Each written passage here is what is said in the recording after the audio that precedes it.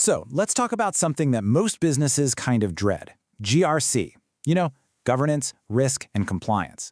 For way too long, it's just been a speed bump, right? A box-ticking exercise. But what if we've been looking at it all wrong?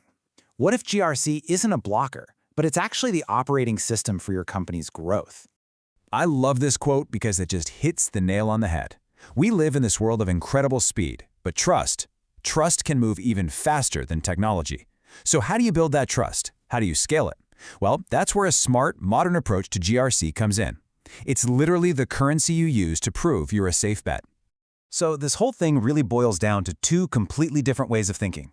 On one side, you've got the old way, generic, off-the-shelf GRC. It's a blocker. Its only goal is to be audit-ready, just enough to pass the test. But on the other side, you have this new model, tailored GRC. It's a business enabler. It's all about making you market-ready, ready to win. Okay, first up, let's dig into why that old model is just so broken, especially for any company that actually wants to move fast. We're calling this the compliance speed bump. The best analogy is an off-the-shelf suit. You know the feeling, right? It gets you in the door, but it never really feels right. It's restrictive, kind of pinches in the wrong places. Well, that's exactly what happens with generic compliance. Good enough just doesn't cut it when you're trying to grow and dealing with all the complexities of cloud tech and global markets. So that's the problem. What's the solution? Well, this is where we need a major mindset shift. It's time to start seeing GRC as a strategic multiplier, a powerful engine that can actually accelerate the business. And one of the biggest unlocks is this idea of guardrails, not gates. Think about it. A gate is a full stop. It blocks you. But a guardrail keeps you safely on the road while you're flying down the highway at top speed. That's what a tailored GRC program does. It lets you safely adopt amazing new tech like cloud and AI instead of just having a security team that says no. And what about growing globally? Trying to navigate the maze of different privacy laws and regulations around the world, it can be an absolute nightmare. A tailored approach actually plans for this. It turns compliance from this huge blocker into your secret weapon for expanding across borders with total confidence. In a world where data is everything, trust is totally non-negotiable. And this is where tailored GRC has a direct impact on your bottom line. It's the engine that proves to your customers, your partners, and even the regulators that you can be trusted with their data. And believe me, that is a massive competitive advantage. And finally, it makes you so much more resilient. New threats are popping up constantly. Ransomware, supply chain attacks, you name it. A static, clunky, bureaucratic system just can't keep up. A tailored framework, on the other hand, builds agility right into your company's DNA, so you can respond at the speed of business, not at the speed of paperwork. Okay, so I know what you might be thinking. This all sounds great in theory, but how do you actually do it? Fair enough. So let's get practical. Let's dive into a 5-step roadmap for building a GRC program that is truly focused on growth. Here's the game plan we're going to walk through. It's pretty straightforward. We start by anchoring to business goals. Then we localize for new markets, anticipate what's coming next, scale with purpose, and finally build a system that can adapt to anything. Everything, and I mean everything, starts here. Before you even think about a specific security control or compliance framework, you have to ask this question.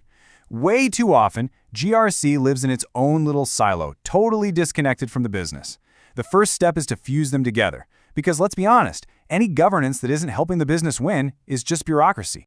And this table shows you exactly what that looks like in the real world. It's not rocket science, right? The business says, hey, we want to enter the European market. Boom! The GRC priority becomes GDPR and ISO 27001 readiness. It's a direct line. The business objective pulls the GRC priority, not the other way around. Next up, step 2, localize. You'd be amazed how many companies stumble here. What works for regulations in the US might completely fail in Europe or Asia. A one-size-fits-all approach is just a recipe for disaster. You end up with delayed launches and really expensive, painful redesigns. The smart move is to build for regional differences right from the very beginning.